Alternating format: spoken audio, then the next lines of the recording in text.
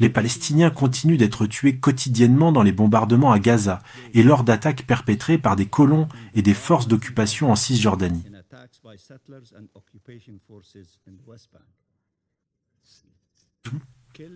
Tués pendant qu'ils dorment, alors qu'ils prennent soin de leurs vergers, alors qu'ils se rendent à l'école, alors qu'ils sont assis chez eux.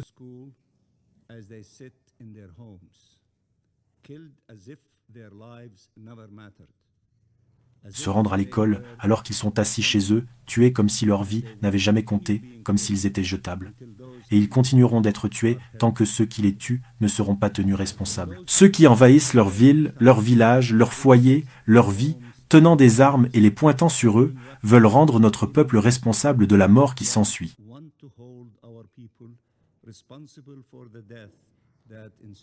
Leur mort est celle de ceux qui les attaquent, qui n'auraient pas dû être là dès le départ. Et comme si cela ne suffisait pas, le Premier ministre israélien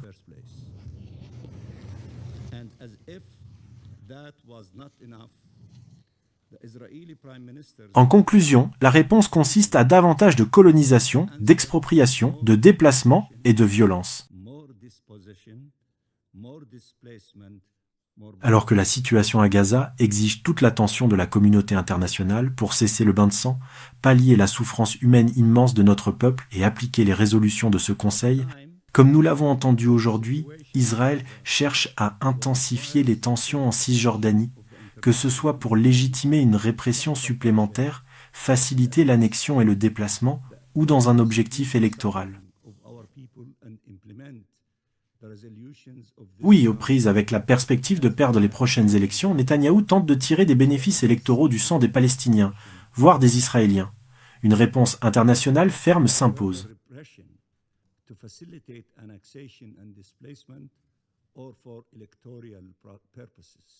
Avant qu'il ne soit trop tard, car l'impunité explique la persistance et l'aggravation de ces crimes. Monsieur le Président, nous alertons depuis des années sur la violence des colons, soutenue par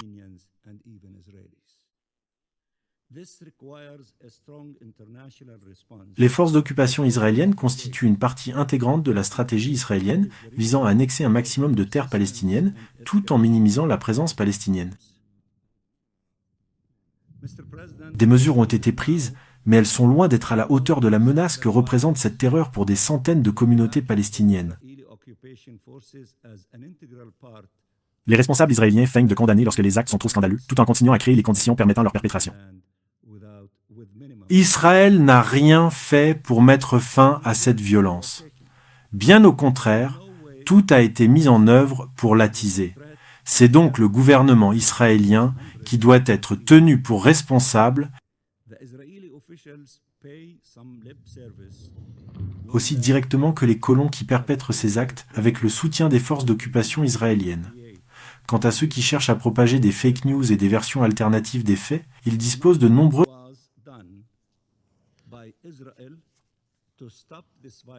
Des vidéos en ligne montrent les attaques des colons à travers la Cisjordanie, allant de ceux armés d'armes automatiques aux adolescents brandissant des bâtons qui frappent des gens, jusqu'à ceux qui mettent le feu dans des maisons et des propriétés.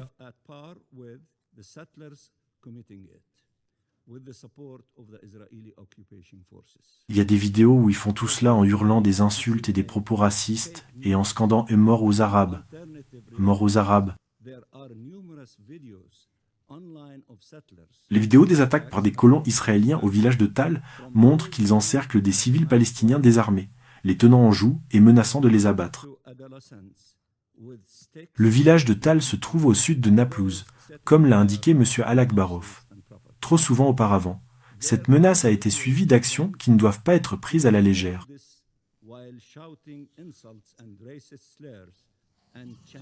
Les histoires sur des randonneurs errant dans les collines sont ridicules. Les colons sont venus avec un seul objectif, terroriser la population pour la déraciner.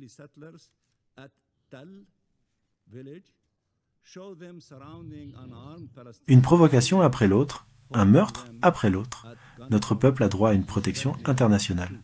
Je le répète, notre peuple a droit à une protection internationale face à ces...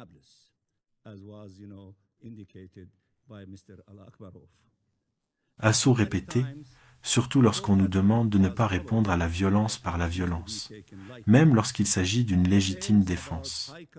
Lorsque la puissance occupante, qui est responsable d'assurer la protection de la population civile sous occupation conformément au droit international, droit humanitaire, la puissance occupante abdique sa responsabilité. Par conséquent, il incombe à la communauté internationale d'assurer la protection de notre peuple. Ce Conseil et l'Assemblée générale ont adopté des résolutions appelant à une telle protection, mais cette protection fait défaut. Les colons israéliens doivent être désarmés, je le répète, doivent être désarmés comme ce Conseil l'exige. Adoption d'une résolution pour mettre fin à leur terreur contre notre peuple. Une action s'impose. Ils doivent être désarmés. Les colons israéliens et les forces d'occupation doivent quitter notre terre et nous laisser en paix.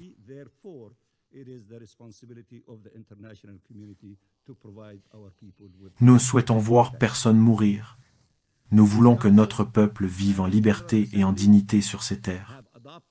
Nous exigeons la fin de l'occupation et l'avènement de la paix.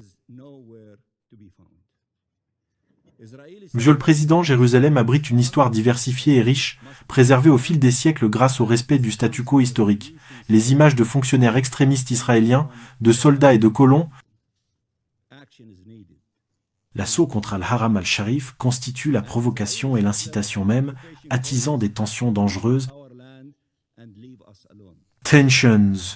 Cela s'inscrit pleinement dans une politique de la terre brûlée, destinée à exacerber les conflits dans l'espoir que l'embrasement soit exploité à des fins politiques.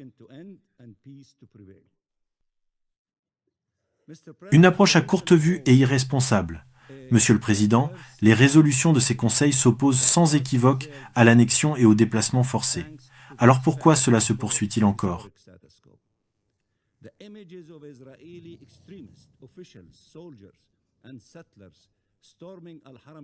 Des élections sont prévues prochainement en Palestine et en Israël. Quel signal la communauté internationale enverra-t-elle ? D'un côté, nous avons côté un gouvernement palestinien déterminé à la non-violence et à la paix, et de l'autre côté, un gouvernement israélien lançant des attaques brutales et déterminé à l'annexion. Seule une mobilisation internationale vigoureuse pourra résoudre cette question.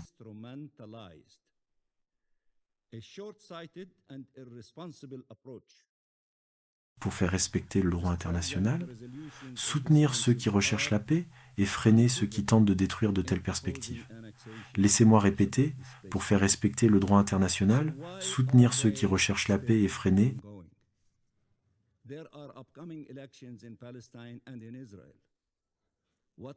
ceux qui cherchent à détruire une telle perspective.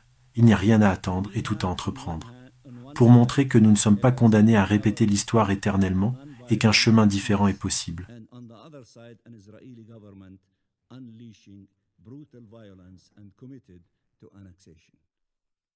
Le Conseil a des responsabilités, les États ont des obligations, ils peuvent s'assurer que les parties tiennent leurs engagements.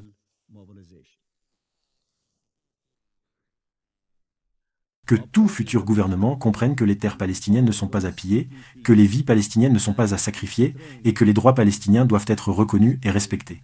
Que la violence est une impasse, un cycle qui dévorera tout autour d'elle. Que le temps de la paix est maintenant. Plus de délai ni d'excuses. Que personne n'a le droit de nuire à l'autre ou de le détruire. Ou détruire l'autre. Personne n'a le droit de nier ou de détruire